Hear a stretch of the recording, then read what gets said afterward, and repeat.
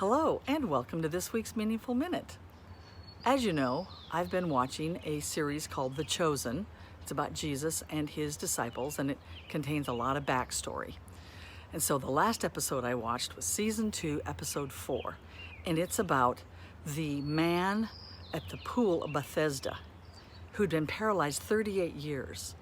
And tradition said that when an angel came and stirred up the water, that the first person into the water would get healed.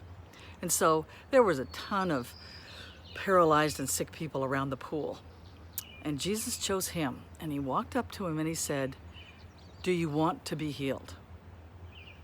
And the man said, "Oh, there's no one to take me to the water when the angels stir it up."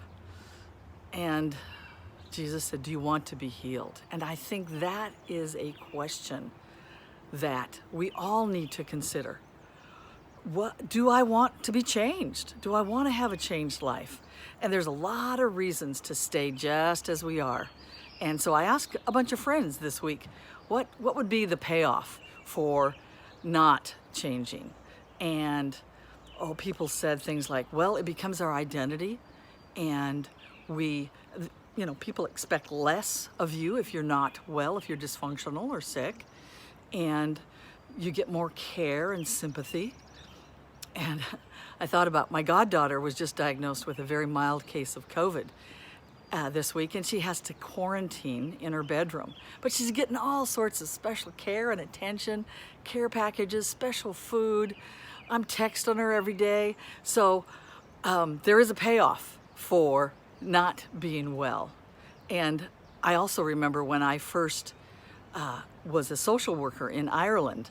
I was a new hire, and they'd ask, for volunteers, and I'd say, "I'm new. I'm just new." And until finally, a few months down the line, the other social workers said, "You can't use that as an excuse anymore, Kate. You are not new." So there are several reasons why we want to stay as we are. But Jesus says to the man, "You don't need the pool, you need me." And then he says, "Stand up and walk, and take your bed and walk." And the man did. And so I want to challenge you this week to think about why we might want to stay stuck where we are and what we're afraid of if we let Jesus change us. So kind of dig a little bit deep and see what comes up, and then trust Jesus to change you. I promise you it's worth it. Have a great week.